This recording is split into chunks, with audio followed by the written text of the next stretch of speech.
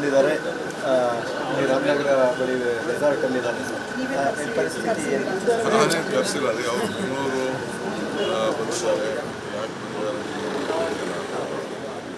ಬಂದಿದ್ದಾರೆ ಅಂತ ಈಗ ಅವ್ರ ಅಧ್ಯಕ್ಷರು, ನಮ್ಮ ಅಧ್ಯಕ್ಷರು PCC ನಾನು PCC ಬಂದು ಭೇಟಿ ಮಾಡೋದು ಅವರೆಲ್ಲ ಬಂದಿದ್ದಾರೆ. ಮೈಸೂರು ಮಾಮೂಲಿ, ಯಾಕಂದರೆ ಗುಜರಾತಿಂದ ಆದ ನಂತರದಲ್ಲಿ ಏನೇ ಆದರೂ ಬೆಂಗಳೂರಿಗೆಲ್ಲ ಬರ್ತಾರೆ ಅಂದರೆ DK ಶಿವಕುಮಾರ್ ಗೊತ್ತಿರುತ್ತೆ ಅಂತ ಸರ್. ಇಲ್ಲ, ಬರ್ತೀನಿ ಅಂತ ನಂಗೆ ತಿಳಿಸಿದ್ದಾರೆ. ಬನ್ನಿ ಅಂತ ಹೇಳಿದ್ದೀನಿ. ಸ್ವಲ್ಪ ಎಲ್ಲ ಆರಾಮಾಗಿ ಜಾಗ ರಾಜ್ಯಸಭೆ ಕ್ರಾಸ್ ವೋಟಿಂಗ್ ಆಗದೇ ಇರಲಿ ಅಂತ ನಿಮಗೆ ಟಾಸ್ಕ್ ಕೊಟ್ಟಿದ್ದಾರೆ. ಆ ಟಾಸ್ಕ್ ನೀವೇ ನೋಡ್ಕೊಳ್ತಾ ಇದ್ದೀರಾ ಅನ್ನೋ ಥರ ಸರ್. ಪಾರ್ಟಿ ಏನು ಹೇಳೋದು ಅದನ್ನು ಮಾಡಬೇಕಲ್ಲ.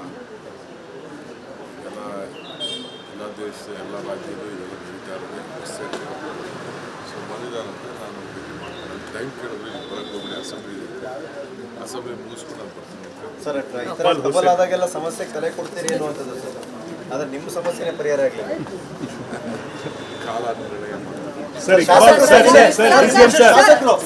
ಇಕ್ಬಾಲ್ ಹುಸೇನ್ ಗೆದ್ದವರು ಮಾಡಿದ್ದಾರೆ ನಮ್ಮನ್ನ ಮಿನಿಸ್ಟರ್ ಮಾಡಿ ಅನ್ನುವಂಥದ್ದು. 25ಕ್ಕೂ ಹೆಚ್ಚು ಶಾಸಕರು ಸರ್. ಏನಿದೆ, ಎಲ್ಲ ಮಂತ್ರಿ ಆಗಬೇಕು ಅಂತ ಆಸೆ ಇದೆ. ನಾನು ಫಸ್ಟ್ ಟೈಮ್ ನಾನು ಓಲ್ಡ್ ಆಗ್ಬಿಟ್ಟಿದ್ದೆ. ನಾನು ಸೀನಿಯರ್ ಸಿಟಿಜನ್. ಅವ್ರಿಗೂ ಆಸೆ ಇದೆ. ಇಕ್ಬಾಲ್ ಹುಸೇನ್ ಅವ್ರನ್ನ ಪಾರ್ಟಿಯಿಂದ ತೆಗಿಬೇಕು ಅಂತ ಬೇಳೂರು ಗೋಪಾಲಕೃಷ್ಣ ಆಗ್ರಹ ಮಾಡಿದ್ದಾರೆ. ಯಾಕಂದ್ರೆ ಬಡ್ಜೆಟ್ ಸಮಾಧಾನನೂ ಆಗಿಲ್ಲ, ಬಡ್ಜೆಟ್ ಇಂದ ನಮಗೆ ನ್ಯಾಯನೂ ಆಗಿಲ್ಲ ಅಂತ ಬಹಿರಂಗವಾಗಿ ಹೇಳಿಕೆ ರಾಮನಗರದಲ್ಲಿ ಬಜೆಟ್ ನಮಗೆ ನ್ಯಾಯ ಒದಗಿಸ್ಕೊಟ್ಟಿಲ್ಲ. ಯಾಕೆ ಅವ್ರಿಗೆ ಕೋರ್ಟ್ ಕೊಟ್ಟಿಲ್ವಾ?